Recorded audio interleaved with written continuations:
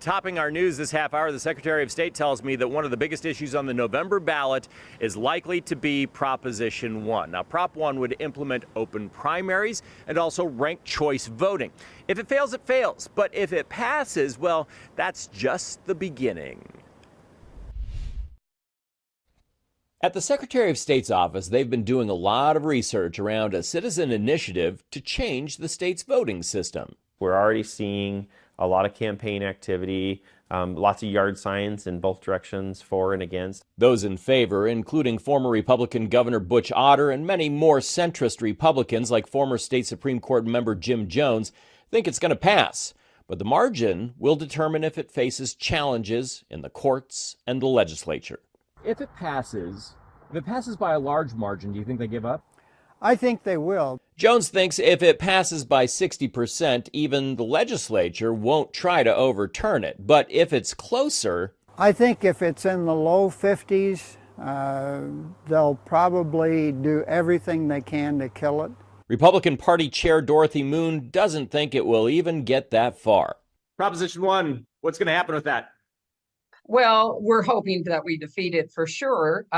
We know that the Democrat scheme to upend our elections with ranked choice voting isn't going to be good for Idaho. Like many signs connecting Prop 1 to California, Moon says Idaho voters don't think much of politics in the Golden State. They understand that we don't want to be like California, and California uses ranked choice voting. But Jones says Idaho sure liked the idea way back in 1911. These people have no good reason, and they don't understand that there was, in the past history of Idaho, a ranked choice system that passed muster with the Idaho Supreme Court. As we reported last week, signs that urged voters to vote no on Prop 1 were recently vandalized, and Moon says it helped her cause.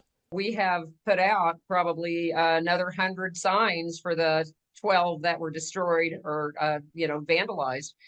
I don't know, we can make them like Doritos. We have a great printing company, and we have been putting them out as fast as we can.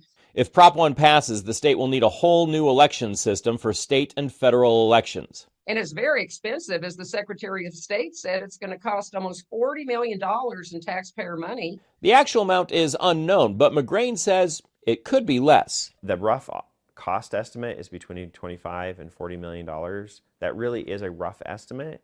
If Prop 1 were to succeed, it would not affect any elections until 2026.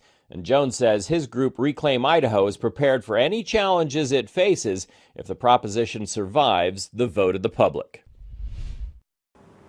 Now, again, Prop 1 would do away with closed primaries in Idaho and implement ranked choice voting, where you can rank candidates in the order of your preference.